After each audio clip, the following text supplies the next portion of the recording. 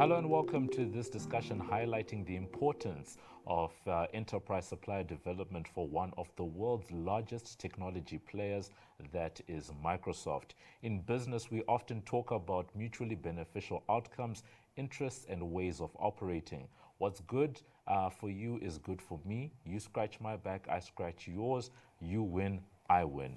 For Microsoft, that ethos is at the core of the software giant's operating model, spanning thousands of partners around the world that make up its network and ecosystem.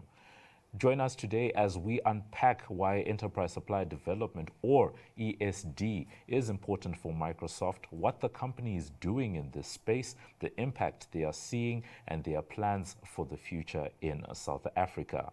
My name is Muriwa Gavaza of the Business Day and Financial Mail, and I'll be your host for what looks to be quite a fascinating discussion. And joining me is Lebogang Luvuno. She is Triple BE Executive at Microsoft South Africa.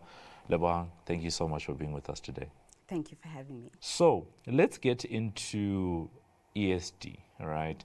We often talk about how ESD programs, a lot of corporates have these programs. But when it comes to the specific operating model, of Microsoft, right? Mm-hmm. It's literally built into the business model, because in many instances, you are not necessarily the ones that are fulfilling, certain work. You literally have to work, through, some of these partners, that you have.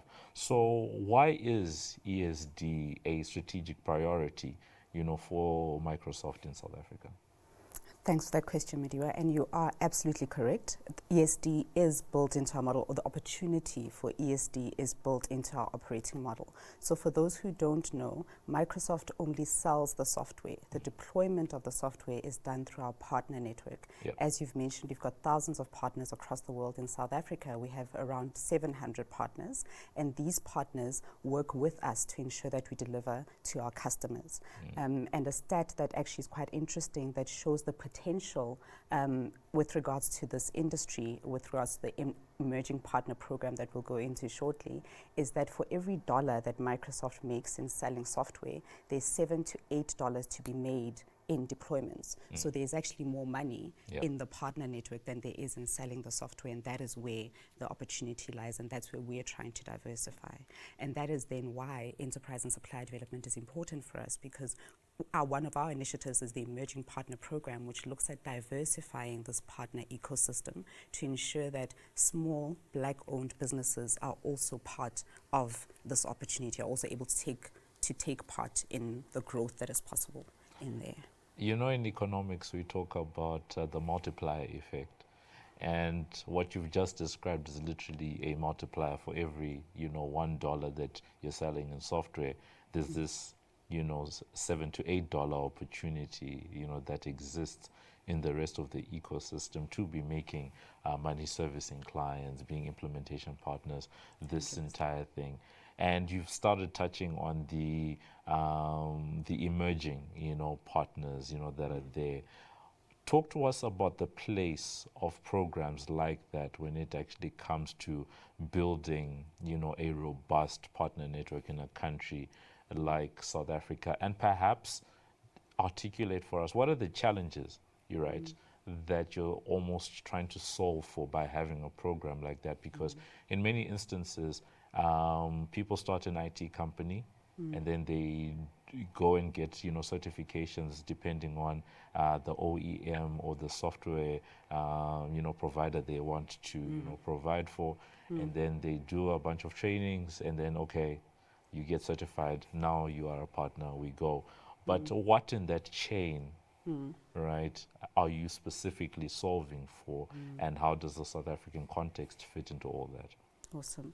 So I think maybe let me start by explaining what the Emerging Partner Program is. Yeah. So the Emerging Partner Program is a program, an ESD program of Microsoft's, where we look to empower 100% Black-owned small, medium, and micro enterprises in the ICT sector. So we work with companies who are interested in becoming a Microsoft solution partner. Yeah. And our program looks to basically reduce the barriers to entry into the Microsoft Partner Network and to guide them and accelerate their movement, their journey through into the ecosystem. So the program has 3 parts. The first is the technical training that you spoke of, so getting the ICT training, training on our products and services, and being able to then deploy because they've got the training. Then there's the business development support, where we support them holistically on their businesses to help them understand their businesses, the opportunities for their businesses, their positioning for their business, so that they can become financially and operationally independent.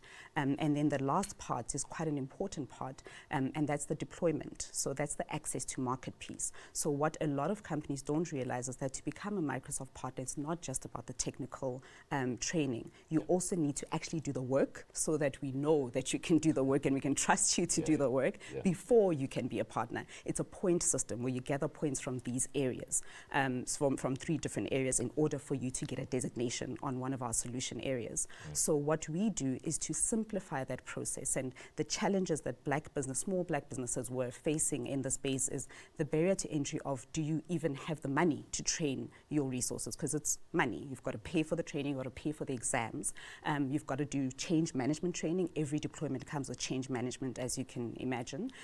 You also have to have the network to get the opportunities to deploy in order to get the points. And a lot of these small businesses don't have the network. So what we do is we go with them to find opportunities, and we try to break down the barrier to entry in terms of getting into the customer environment. So we work with the sales team to look for opportunities for our emerging partners so that they can get the chance to deploy. So essentially, in a nutshell, what we're trying to do is reduce the barriers to entry, help them with their journey, because it can be a little bit complicated. So just managing, associating your employees who have done training with your profile on the Microsoft Partner Network, just those small things can sometimes be a little bit intricate and difficult to navigate as a small business that doesn't have a dedicated resource doing that, where bigger businesses might have that.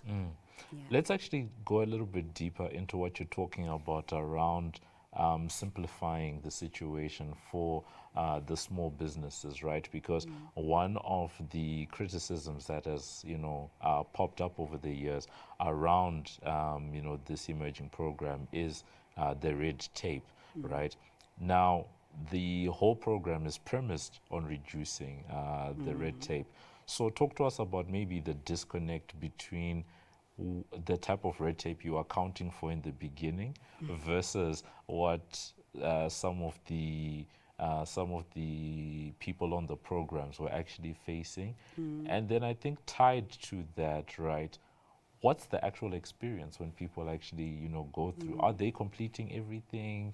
What's the reality there? I think where we began, we were trying to, as you say, simplify, as I said earlier, simplify the process, empower Black-owned businesses to become part of our partner ecosystem.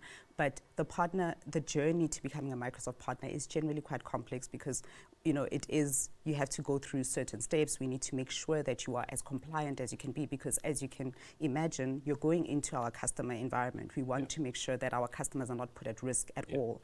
And as I said, with the bigger companies, they'll probably have someone who manages the Microsoft account and manages that process for the company, and that's a key part of their job. So they're able to go through that, and they know the right people to speak to within Microsoft. We are a global company where some of the support we give is based elsewhere. You can't find a warm body in South Africa to talk to, and just navigating that as well. The bigger companies have global networks, and they're able to find a way to connect to the right operating company or to the right support structures, whereas the smaller ones aren't. So what we try to do is reduce that, or to help them navigate that.